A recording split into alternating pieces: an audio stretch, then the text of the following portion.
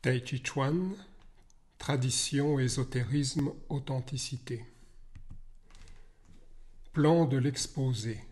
Quelques repères, art interne, tradition maîtrise, méthode créer des ponts, ésotérisme, définition, objectif, accès, critères, conclusion, de la spéculation à l'opérativité. Quelques repères. Art interne et externe. La Chine, avec environ 400 styles, écoles ou traditions différentes, est souvent considérée comme le berceau des arts martiaux modernes. Le terme générique approprié est Wushu, art martial. Le mot Kung Fu, adopté en Occident, se réfère à l'idée d'accomplissement et ne se limite pas au domaine des arts martiaux. Dans cette grande diversité, les spécialistes distinguent deux grands courants, les styles externes et les styles internes. Les styles externes utilisent davantage la force musculaire et les styles internes privilégient l'énergie interne, le chi. L'école exotérique est apparentée au temple bouddhiste de Shaolin et au moine indien Bodhidharma. L'école ésotérique est reliée au centre taoïste du mont Wudang et à l'ermite taoïste Shangshangfeng. Les trois arts internes les plus connus sont l'art de l'intégration, le Tai Chi Chuan, en privilégiant l'équilibre dynamique, offre la possibilité de ralentir très fortement le mouvement. Son essence est le Tai Chi, l'union du yin et du yang, logique du tiers inclus. La voie du corps et de l'esprit. Les mouvements simples, puissants et fonctionnels du Xing Chuan permettent d'utiliser la puissance du corps entier. Ils sont mis en rapport avec les 5 éléments, métal, eau, bois, feu et terre. C'est une approche systémique, la méthode des métamorphoses. La marche circulaire du Baguazhang, combinée aux transformations de la paume, amène le pratiquant à se déplacer aisément dans toutes les directions. Il est fondé sur le livre des mutations, I Ching, une vision dynamique privilégiant les processus. Caractéristiques. Ces trois arts comprennent un travail sur le souffle, Qigong, un travail intérieur, Neigong, issu de l'ancienne alchimie taoïste, Neidan, et une dimension méditative, Wu Wei. Le qualificatif interne associé au nom art, école, famille, indique un certain type de transmission, ainsi qu'un accès réservé, cercle interne. Tradition réinventée. Au début du XXe siècle, les Chinois ont dû réinventer leurs arts martiaux pour les faire entrer dans la modernité. L'Occident, lui aussi, a recréé la tradition des arts internes en fonction de son histoire, de sa vision du monde, de son horizon d'attente. La tradition n'est donc pas un héritage du passé, mais une construction présente. Les arts internes n'existent donc pas en eux-mêmes. Ils sont ce qu'en font et en disent les hommes et les femmes qui le pratiquent. La Rochelle Dominique, en référence aux travaux d'Obschwam et Ranger. 3 étapes conduisant à la maîtrise. M'inspirant de la belle recherche de Jean-François Bilter, l'art chinois de l'écriture, j'ai repris les 3 étapes incontournables par lesquelles tout adepte passe pour atteindre la maîtrise en Tai Chi Chuan. La première étape est celle de l'apprentissage technique. La conformité aux formes, succession de gestes précis et codifiés, nécessite constance, persévérance et saine curiosité. Lors de la deuxième étape, le pratiquant fait le tour du domaine, comme le compagnon jadis réalisait son tour de France. Chaque forme, de chaque style, stimule autrement ses aptitudes. L'étude de diverses créations exemplaires se transforme alors en une aventure personnelle permettant d'activer progressivement l'ensemble de ses potentialités. Après avoir imité la forme extérieure, après avoir reproduit la dynamique intérieure, l'adepte se trouve en trouvant son propre mouvement. Lorsque quelqu'un se révèle tout entier dans sa pratique, il acquiert le rayonnement typique du maître. L'émergence de la personnalité profonde ne survient qu'au terme d'une démarche très impliquante. Il s'agit véritablement d'un processus alchimique qui nous défait et nous refait. Dans cette épreuve de vérité profondément initiatique, nous trouvons ce que nous désirons le plus en y renonçant. Méthode, créer des ponts. Étudier les relations réciproques entre l'être humain et son environnement ne peut se faire à partir d'une seule discipline scientifique. Il en est de même des arts internes. L'approche ne peut être que transdisciplinaire. La vocation de la transdisciplinarité est de réunir les connaissances issues de l'expérience intérieure, des arts et des sciences. Les nouvelles approches scientifiques reconnaissent la multidimensionnalité de l'être humain et de la réalité. Nous assistons à un changement de paradigme. Pour Basarab Nicolescu, la transdisciplinarité reconnaît plusieurs niveaux de réalité, de perception et de représentation. Praticien. Je pratique les arts internes depuis plus de 30 ans. J'ai effectué une quinzaine de séjours d'études à l'Université des sports de Pékin. Le professeur Men Weifeng m'a transmis les 5 styles majeurs de Tai Chi Chuan, Yang, Shen, Wu, Wu Rao, Sun. Praticien, chercheur. Depuis plus de 20 ans, je voyage entre les disciplines, de l'éducation physique à la philosophie en passant par la sociologie. L'approche transversale de l'anthropologie me convient particulièrement. Praticien, chercheur, enseignant. L'école de Tai Chi Chuan, fondée en 1987 avec Georgette Mettens-Renard, a sensibilisé plus de 10 000 personnes, enseigné à plus de 4 000 élèves et formé plus de 70 instructeurs. Adepte de la voie humaniste, en ce qui concerne les façons d'aborder les traditions, Antoine Fèvre a développé un concept particulièrement éclairant, celui des 3 voies. La voie puriste insiste sur l'importance d'une filiation authentique, ancienne et ininterrompue. Les représentants de la 2e voie, dite éclectique, pratiquent le shopping around. Ils grappillent tout ce qui les intéresse dans le vaste domaine spirituel de l'humanité. Les tenants de ces 2 voies s'opposent à tout ce qui n'appartient pas aux traditions.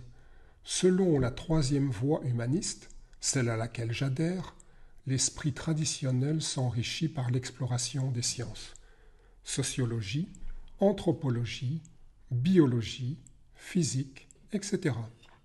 Cette 3e voie, nécessairement transdisciplinaire, pourrait de nouveau, comme elle l'a fait jadis, féconder la pensée scientifique, comme elle-même se trouve stimulée par la science. Pour ces constructeurs de ponts entre les divers domaines du savoir, la notion de tradition renvoie moins à un dépôt immuable qu'à une perpétuelle renaissance. L'ésotérisme. Qu'est-ce que l'ésotérisme? L'ésotérisme, pourquoi faire? Comment y accéder? Pierre Riffard, parti de cette question « Qu'est-ce que l'ésotérisme ?» a accouché d'une somme foisonnante sur l'ésotérisme. Il pose des questions judicieuses et pertinentes. Il esquisse des pistes de réflexion et propose quelques balises. Peut-on parler d'ésotérisme? Cette question revient de manière lancinante car l'auteur mesure la distance dans cette chasse aux chasseurs d'absolu. Peut-on être ésotérologue sans être ésotériste? C'est-à-dire, peut-on étudier ce que l'on ne pratique pas? L'inverse d'ailleurs est-il plus réaliste? Peut-on être ésotériste sans être ésotérologue? Autrement dit, est-ce envisageable de pratiquer sans étudier? Sur quoi porte l'étude? Quels sont ses modes, ses méthodes? Doit-on choisir l'approche critique ou l'approche traditionnelle? Considérant que le concept n'est pas approprié dans le cas de l'ésotérisme, Pierre Riffard, après avoir abordé le mot et l'idée en Occident et la notion en Orient, propose une classification et une liste de 8 invariants. L'impersonnalité des auteurs, l'opposition ésotérique-exotérique, le subtil, les analogies et correspondances, le nombre, les sciences occultes, les arts occultes et l'initiation. Un vadémécum de métamorphose. Yves Albert Dauge s'interroge, nous interroge. L'ésotérisme, pourquoi faire? Son livre se veut un instrument fondamental de travail, une invitation au voyage. Face aux grands problèmes de notre époque, ce vadémécum de métamorphose montre la pertinence de l'approche ésotérique. Dans le confusionnisme ambiant, l'ésotérisme est une boussole. Dans cette école de sagesse, la connaissance ne peut être qu'opérative. Anthropologie globale et opérative, l'ésotérisme s'ancre dans l'essentiel par une perception juste de la structure du réel et de ses mutations. Cette démarche dans laquelle il convient de tout expérimenter par soi-même ouvre à une connaissance transmutatrice. Elle engendre un processus de libération permettant de retrouver la multi-unité de l'être. Dans ce voyage sans fin, la paix conquise n'est pas absence de conflit, mais plénitude et harmonie de l'être. Accès. Réfléchissant sur la notion d'ésotérisme, Antoine Fèvre parle d'une entrée en soi, passant par une gnose, pour aboutir à une forme d'illumination. Cette entrée se fait selon un processus initiatique. La voie suivie est balisée par une série d'intermédiaires. L'ésotérisme est une connaissance opérative qui transforme le sujet connaissant. Cette connaissance est accession à une dualitude, niveau supérieur de l'intelligence, où toutes les dualités se trouvent transcendées dans une unité dynamique, énergétique. Mode de vie, éducation du regard, expérience totale mais non totalitaire, l'ésotérisme n'est pas incompatible avec l'exotérisme. Critères. Afin de circonscrire ce domaine nouveau dans le milieu universitaire, Antoine Fèvre, dans le cadre de sa méthodologie, propose 6 critères, 4 principaux et 2 secondaires, caractérisant l'ésotérisme en Occident. L'idée de correspondance présupposant l'interdépendance universelle. La nature vivante, sentie, connue et comprise. L'imagination et la médiation. Rituel, image, symbole, mythe. L'expérience de la transmutation. La pratique de la concordance, dénominateur commun entre les diverses traditions. La transmission, composante de la démarche initiatique. Critères de Fèvre pour le Tai Chi Chuan. Jean-Noël Robert utilise les critères de Fèvre pour mettre en évidence la dimension ésotérique du bouddhisme japonais. J'ai moi-même montré leur pertinence pour le Tai Chi Chuan. L'idée de correspondance, Tai Chi, microcosme et macrocosme.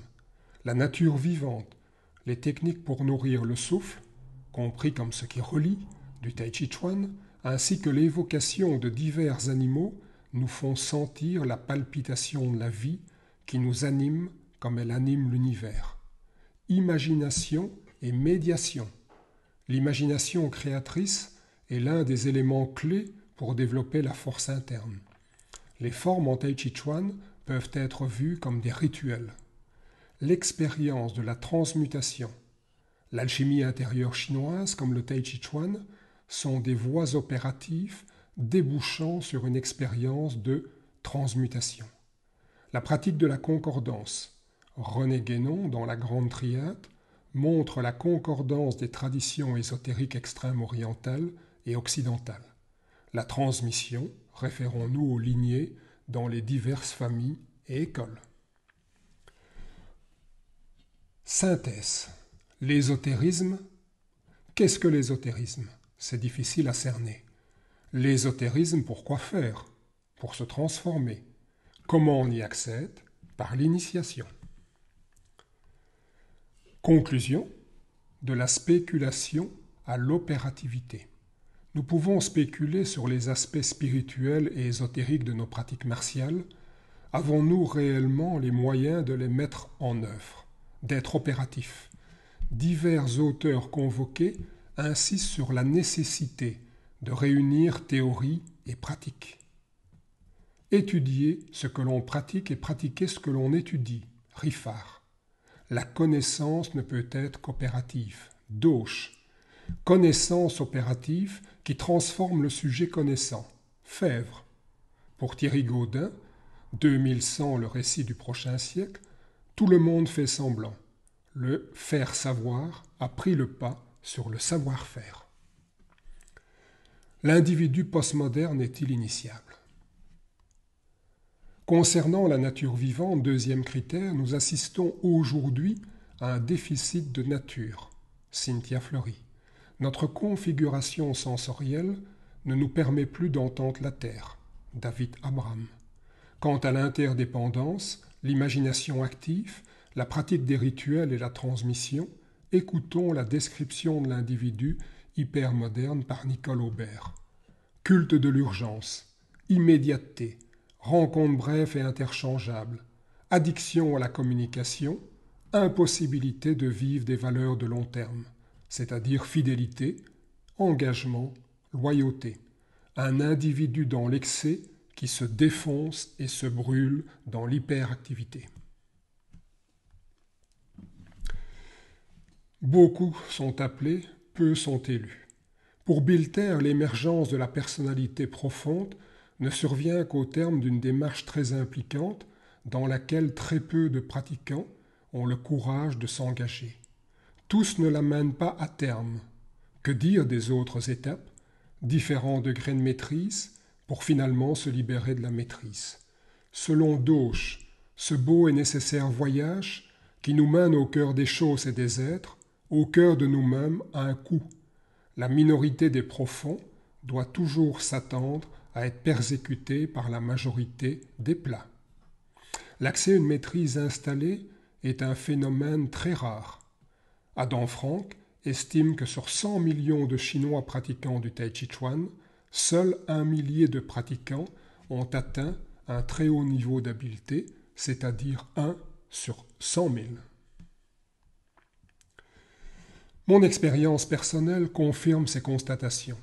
La plupart des pratiquants sont dans une démarche consumériste, performance, compétition et, surtout, bien-être, recherche du bonheur dans le style épicratie, Edgar Cabanas et Eva Illouz, et fuite dans sa bulle, McMindfulness de Ronald Purser. Un très petit nombre est réellement intéressé par une recherche lucide sur soi-même. Les styles de Tai Chi Chuan les plus pratiqués sont le style Yang, le plus populaire, et le style Shen, le plus spectaculaire. Les styles Wu Hao et Sun, plus intériorisés, subtils et spirituels, sont très confidentiels. Je suis cependant très heureux d'avoir été guidé et de guider une partie de mes élèves vers la recherche d'authenticité dans une pratique des arts internes fondée sur les racines traditionnelles et éclairée par les nouveaux paradigmes scientifiques. Dans cette période de grande mutation, les voies initiatiques sont peut-être plus que jamais indispensables. Voici quelques liens utiles. Je vous remercie de votre attention.